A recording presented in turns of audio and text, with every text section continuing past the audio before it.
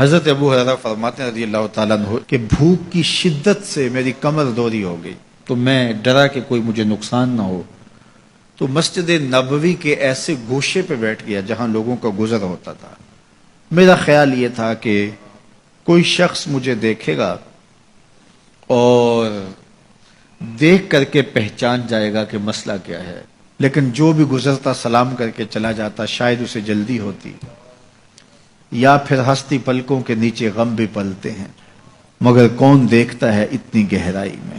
میں نے سوچا کہ ایک قدم اور آگے بڑھوں اور آنے والوں سے ہم کلام ہوں، جب میں ان سے بات کروں گا تو میرے لہجے سے وہ میری آواز کی شکستگی سے پہچان جائیں گے کہ میرا مسئلہ کیا ہے۔ تو کہتے ہیں حضرت عمر رضی اللہ تعالیٰ عنہ آئے، میں ان سے کوئی مسئلہ شرعیہ دریافت کیا، لیکن شاید انہیں بھی جلدی تھی، انہوں نے مسئلہ بتایا اور آگے بڑھ گئے۔ میں پریشان تھا کہ حضرت سیدنا صدیق اکبر رضی اللہ تعالیٰ عنہ آئے، میں نے ان سے بھی قرآنی آیت کے بارے میں سوال کیا، لیکن وہ بھی جلدی میں تھے اور انہوں نے بس آیت بتائی اور آگے گزر گئے۔ تو فرماتے ہیں کہ میں ایک عجیب کیفیت میں مبتلا بیٹھا تھا کہ ایک جانب سے روشنی اٹھی اور دل و قلب و نگاہ کا مرشد اولین آ گیا۔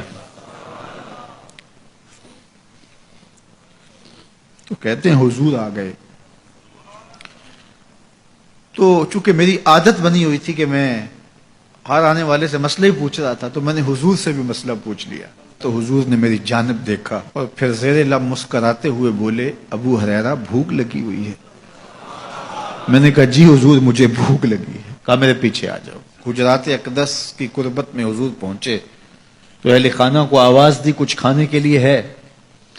تو انہوں نے کہا دودھ کا ایک پیالہ ہے۔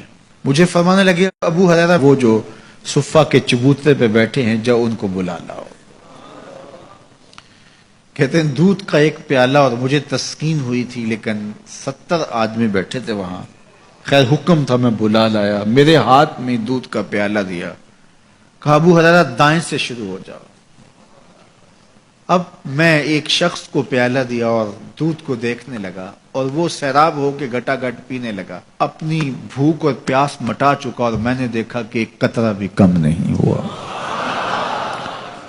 میرے اندر جو پہلے وسواس اٹھ رہے تھے اور مجھے جو احساس ہو رہا تھا وہ مٹ گیا۔ پھر میں نے دوسرے کو پیش کیا، اس نے بھی سیراب ہو کے پیا، لیکن دودھ ایک قطرہ بھی کم نہیں ہوا۔ پھر میں نے تیسرے کو دیا، چوتھے کو دیا، 70 آدمی دودھ پی گئے، لیکن دودھ میں سے ایک قطرہ بھی کم نہیں ہوا۔ لگتا تھا رب نے اس دودھ کا تعلق حوض کوثر سے جوڑ دیا۔ تو حضور نے فرمایا ابو ہریرہ، میں نے کہا جی حضور۔ فرمایا کون باقی؟ میں نے کہا حضور ایک آپ باقی اور ایک میں باقی۔ تو فرمایا اب تم پیو۔ تو کہا کہ میں نے دودھ پیا اور خوب سیراب ہو کے پیا۔ حضور نے فرمایا اور پیو، میں نے اور پیا۔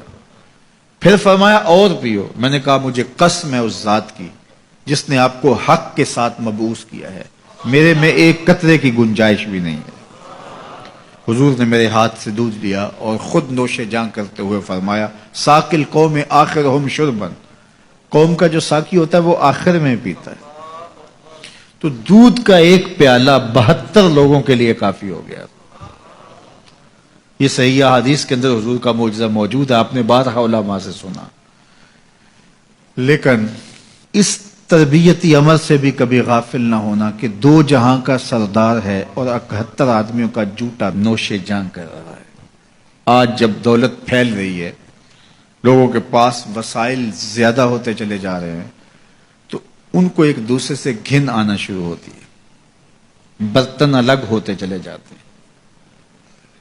کسی زمانے میں تمام افراد ایک ہی برتن میں بیٹھ کے کھاتے تھے۔ پہلے یہ ہوتا تھا ایک گلی میں 2 امیر رہتے تھے، 4 غریب رہتے تھے، 2-3 مخیر حضرات اور جو ہے وہ کچھ متوسط لوگ رہتے تھے، اور ایک چھوٹا سا کنبہ اور قبیلہ ہوتا تھا، اور وہ ایک دوسرے کی ضرورتوں کا خیال رکھتے تھے۔ پیسے زیادہ آ گئے تو اب امیروں کو اس گلی سے گھن آنے لگی، تو وہ وہاں سے نقل مکانی کر گئے، انہیں وہاں رہنا اچھا نہیں لگتا۔